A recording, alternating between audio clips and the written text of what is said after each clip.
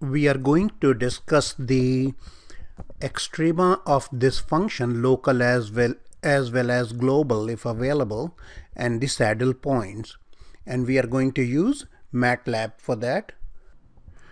Now, so we are using MATLAB, and I'm sorry, I still don't have the full version of MATLAB as you all have, so I'm using the trial version.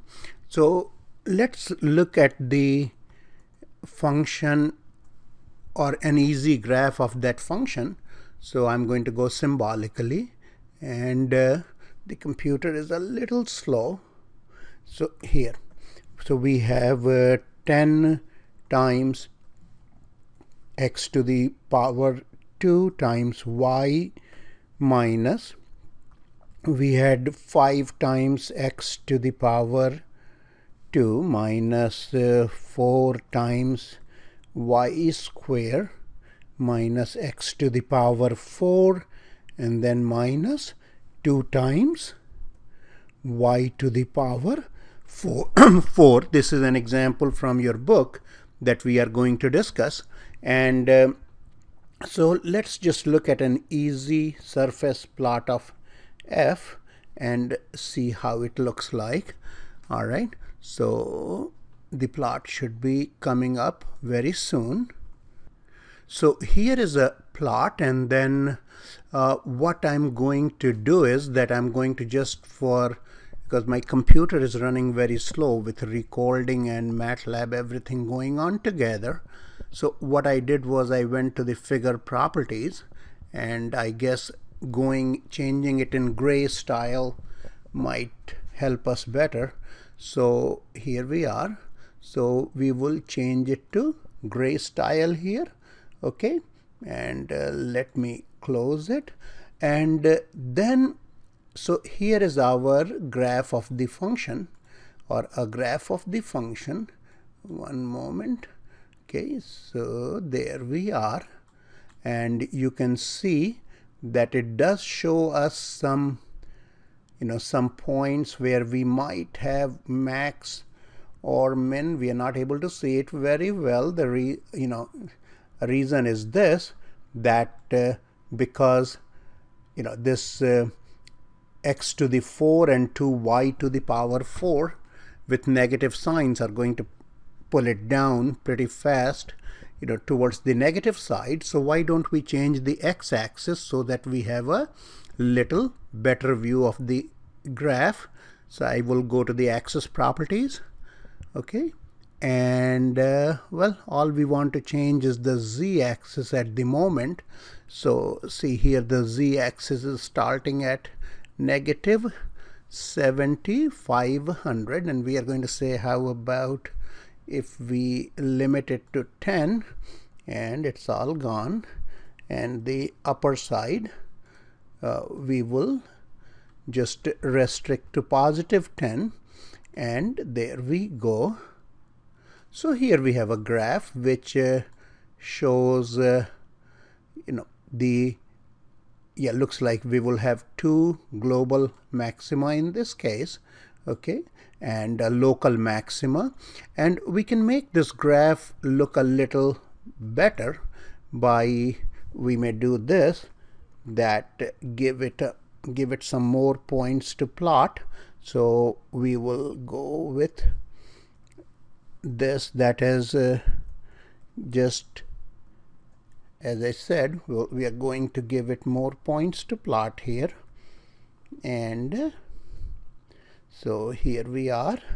Oops, sorry about that. Okay, and there we go. And then we will now restrict to z to negative 10 to 10, and hopefully this time we might get a better graph. You can just play with it, and I chose this example because this was in your book, so you can have some extra reading.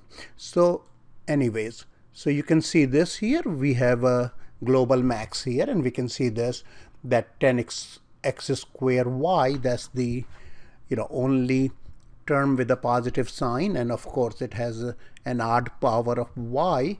So for negative values of y is going to go down again, and everything else is negative. So anyways, so here are our two absolute extrema, and the reason being that they will be absolute extrema, and we are just discussing it qualitatively because everything seems to be going down after that. And this seems to be a local min, and here we have a saddle point, and it looks like we have a saddle point as well. Okay, now we would like to obtain the approximate values of this of the approximate or exact, if possible, of these global extrema and local extrema and the saddle points. So let's go back to our command window. Okay, so here we are. All right, and what I am going to do is let me just pause for a moment and increase the size of the recording window. So what we have is that we would like to do this first, solve these two equations, and then see if we can find solutions, and then we will go towards the second derivative test to check what we have there, and if possible, and we are going to see that how with the grapher that we have, a beautiful grapher, we can decide it by looking at the contour plots. So here we are. So we are going to let's just define fx as the partial derivative of f with respect to x. All right, and fy as the partial derivative of f with respect to y. Okay, and then let's try to find the solutions of the equations that we obtain by setting these two partial derivatives to 0, and we have the two cubics, so hopefully it will give us some solutions. Okay, I see.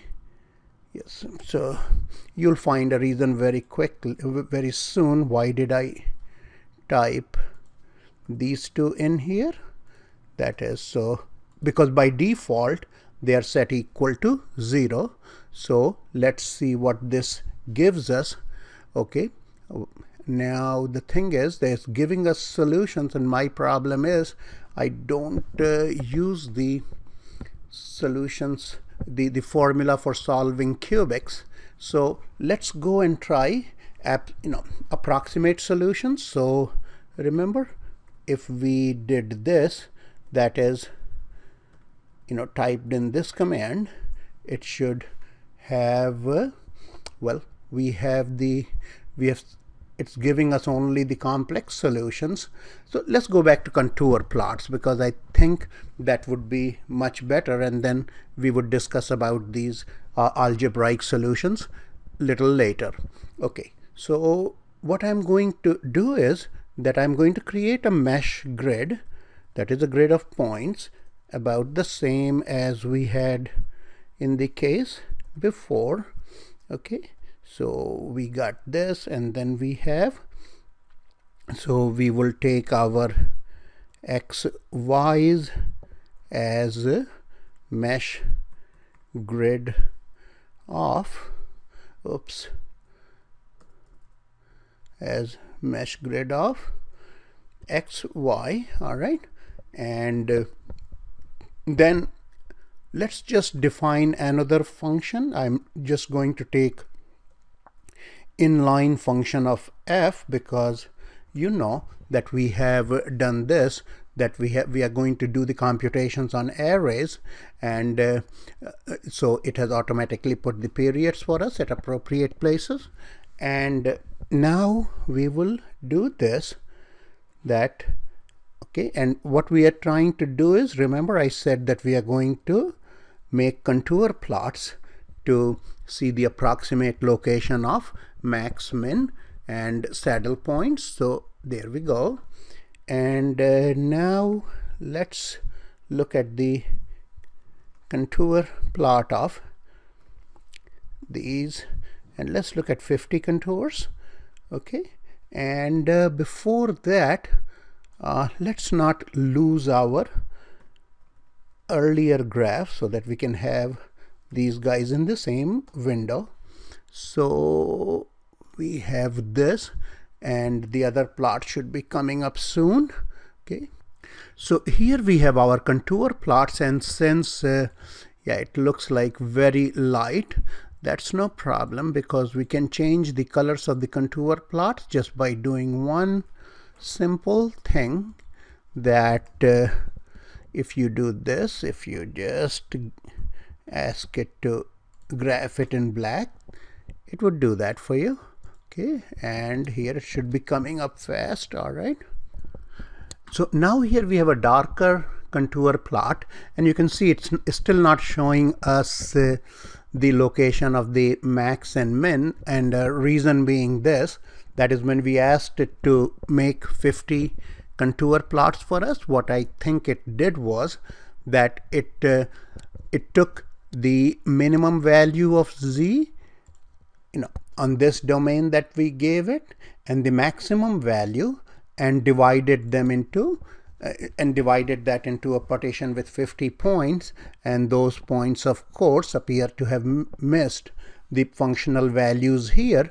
So one way to handle that is that let's just ask it to do this for us.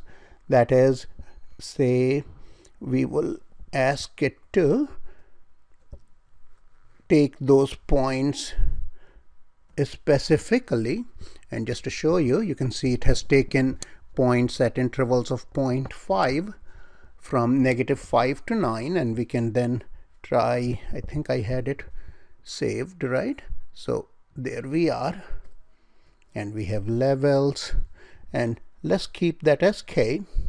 Okay, and that's not really necessary at this basic point that I'm trying to show you, but you can see this here, that it now gives us, like, more plots here, showing us that we have like an extrema here, an extrema here, an extrema here, and then giving us these locations of the saddle points, right?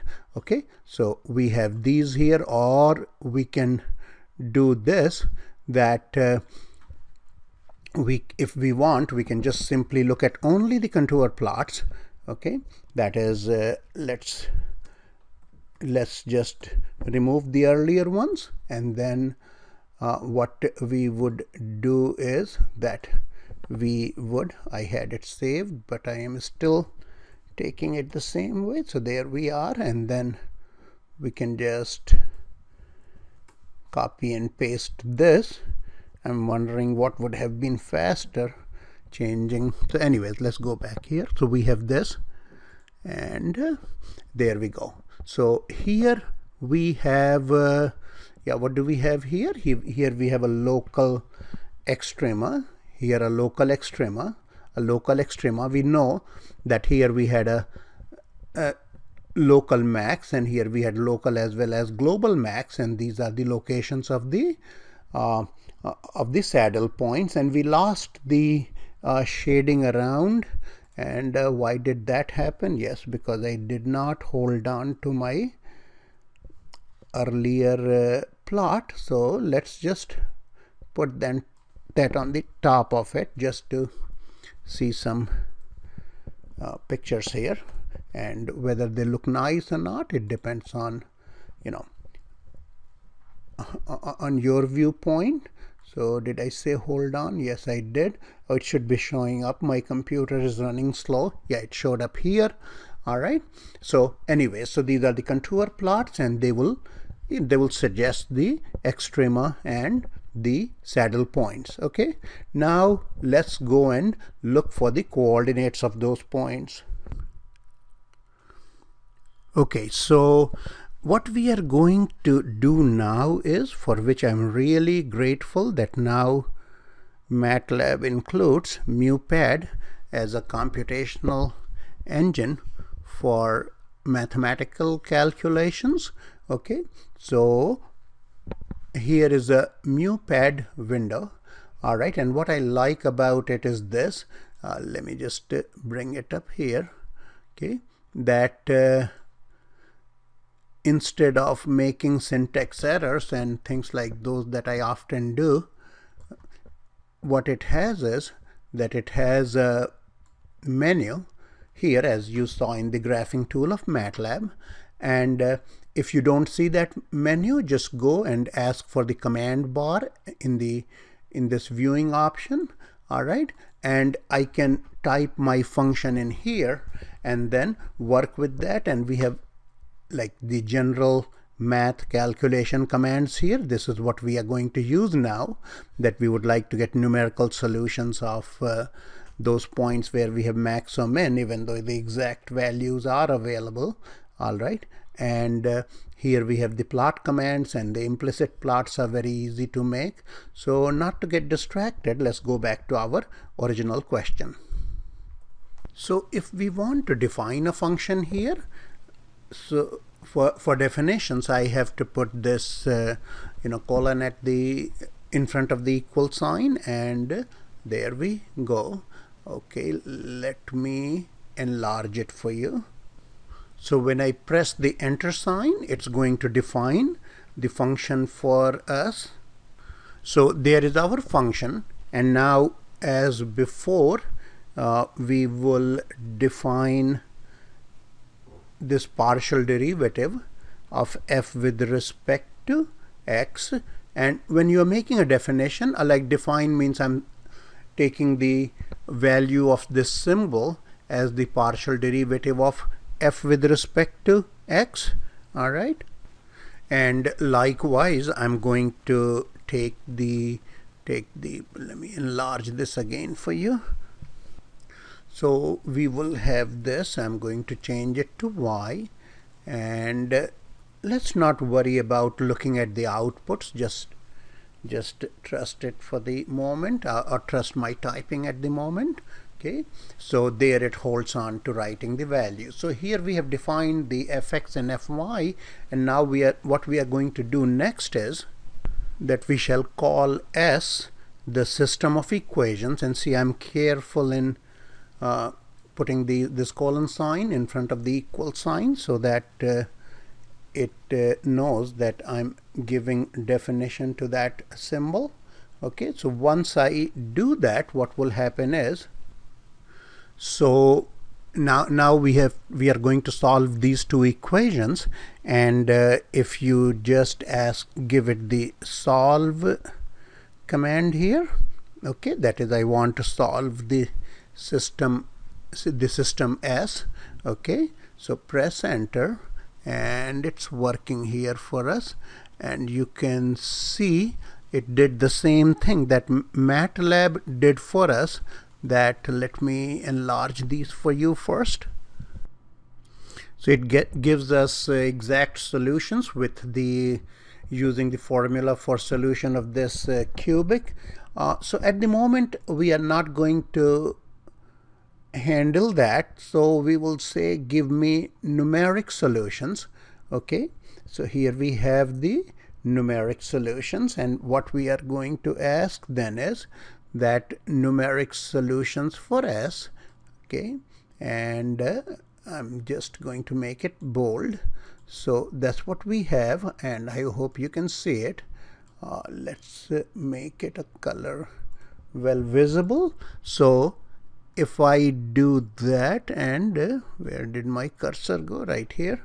Okay, and there we go. So we have lots of solutions in a way that we would like to read, and I'm going to enlarge these for you.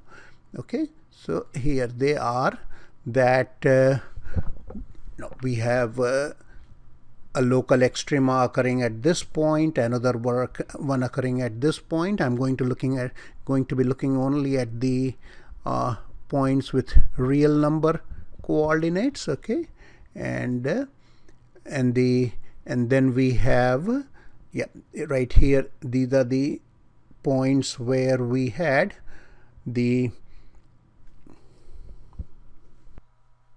So we had the, what I said, the saddle points, okay.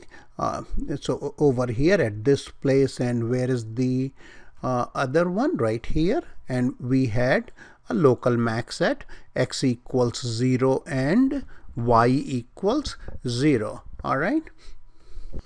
Now let's look at graphing in this part. So we are going to define g as a graph of the function that we are looking at, and here I can go to plot commands, and if I go to function plots, and I'm reading these for you and they're subtitles, so I'm not really worried about showing them in bold. So it shows that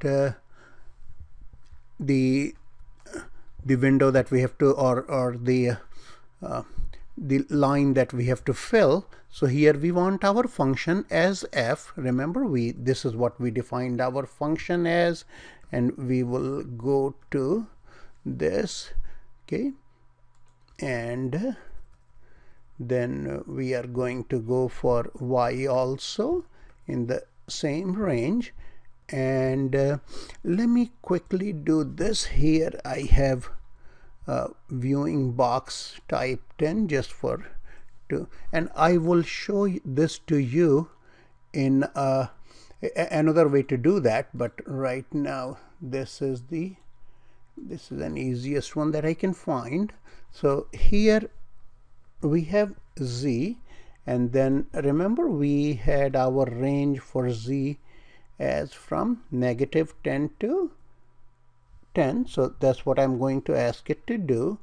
And here is another part that I'm writing, which is going to make the graph much smoother for us. That is, I'm giving it adaptive mesh 5, and you can look it up in the mupad help feature, that what do we mean by that. So it has defined the function g for us, and now what I would do is that I would ask it to just go ahead and plot g for us, okay.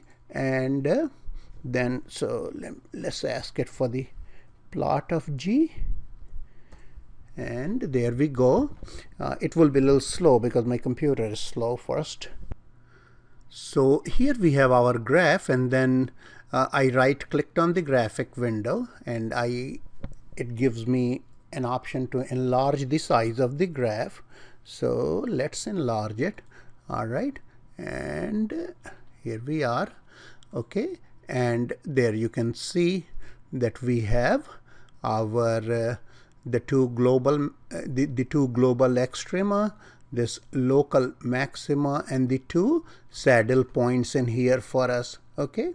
So now let's just look at one more example. Or before we take up another function, let's find approximate values of these extrema here. So we have, say we would like to get the value of the function at this point.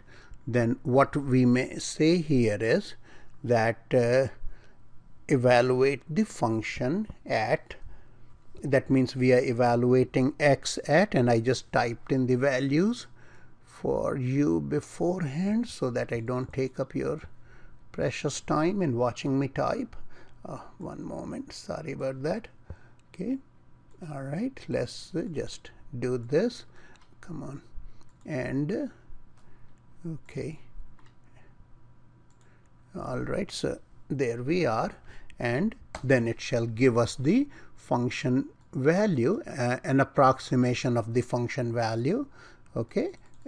So what's the function value at that point? The function value approximately at that point is this 8.4958, etc., etc. And if you want, I mean, you can do lots of things if you want. That if you want, you can graph. Now to make a graph of z equals this max value, what I did was that I did the same thing as before. That is, I defined h as a graph of z equals 8.496 approximately, with the same input values for the other portions, and when I plot G and H, I'm sorry, in the same window, see what do we get? Just to look at it in a larger size, so it just verifies for you, and you know that that is the global max, or an approximate global max, approximate value of global max, I should say. All right, so we looked at this polynomial function that is in your book. Now let's look at another function here, which is defined by x plus y plus 2, and you can read it yourself. So we'll go to mupad directly now. So, and here we are. So what we would do is that we shall define u to be x plus y, and what we had, I'm forgetting, plus 2 times e to the negative. Yeah, that's not very hard to, I should have written it down. Okay, so x plus y, see I forgot again, sorry, plus, it was a plus sign, so plus 2 times. Now unlike MATLAB, I don't think it will take exp here, or otherwise also for e, what it takes e to the power in this manner, and you can get it directly from the command bar on the right hand side.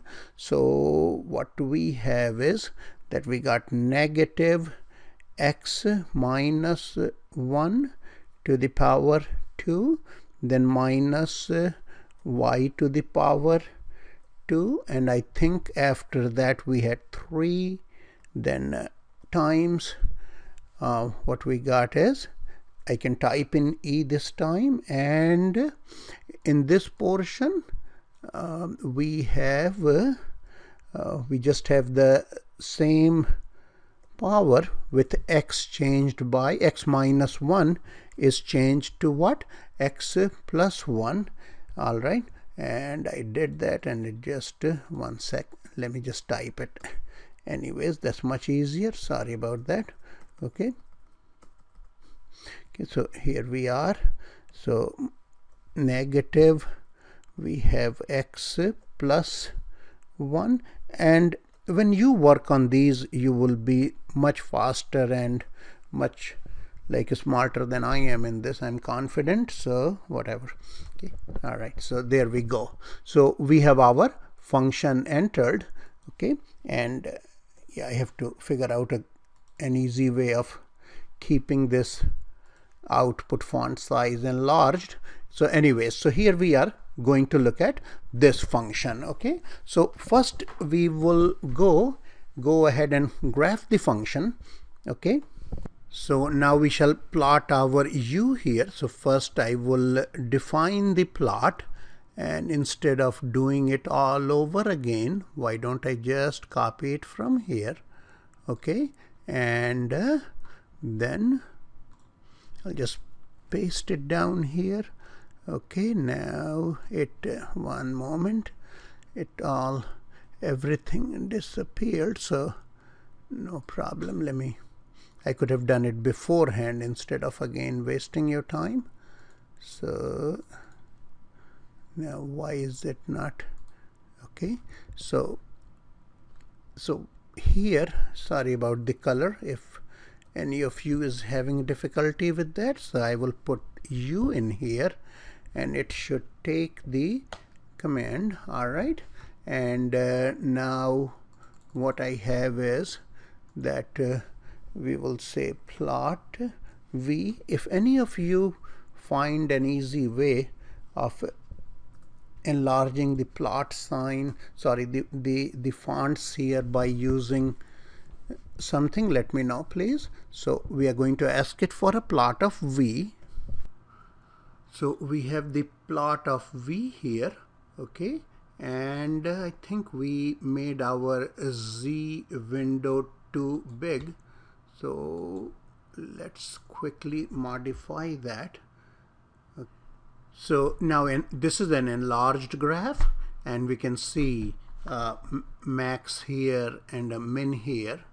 And if you look at the definition of the function, okay, that is both these have negative powers. Both of these are negative powers on e.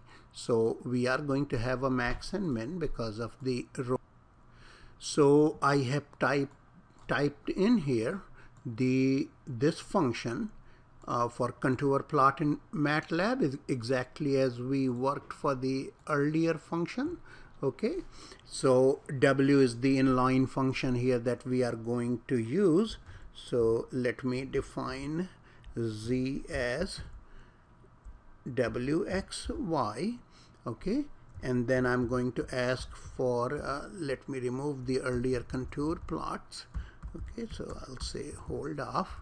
Okay, then I'm going to go for Z equals or rather contour X, Y, Z. Let's get 50 of them. Okay, I'm just doing it in a relaxed manner and see what comes up. So here we go. Okay, so we can see this here, that this is this one and this one are the points for extrema, and we are going to look for we can look for the saddle points by changing the window of this contour plot. Okay, so if we look into this range here, say x going from say 1 to let's say 1.6 and y going from say 0 to 1, then we have by visual what we note that we have in the positive portion here we have our max. All right, okay, or local max actually. So that's what we have in this case. And so what we notice here again is that between x equals 1 and say 1.6 and y from 0 to 1, we should be able to find a local max. Okay, so for which portion did we determine that? 1 to 1.6 and 0 to 1. Now we can use the mupad as an easy way to determine that value. Okay, so let's go and see what do we do to determine that particular value in the mupad.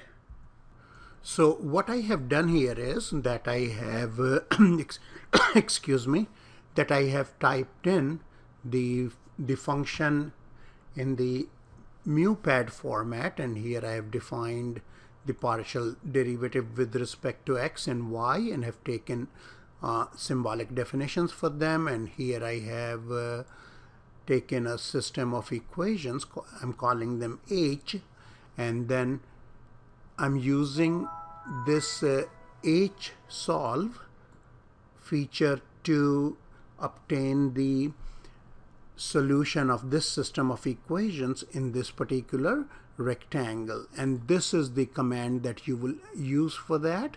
All right, so this is the particular one, and it's not really automatically available in this in the command feature. Okay, so I thought I'll let you know that. And if I solve it, approximate solutions are these, suggesting a critical point at x equals 1.322 and y equals 0.3071. Now here I have second partial with respect to x, then with respect to y, and then I got the mix, an appropriate mixed partial here, and I'm defining my m as this because d is it would not let me take d because d is already a built-in notation for something in here. So then I'm going to evaluate the second partial at x at this critical point, and I get a negative value, which means I have a relative max. And if I evaluate m at this point, I get a positive value. That means that we have a relative max actually at this point. In fact, I mean, I don't have a negative number there, so suggesting a saddle point. And again, just to stress it, okay, oh sorry about that. And here we have this, that means we have a relative max over here. Okay, all right, thank you.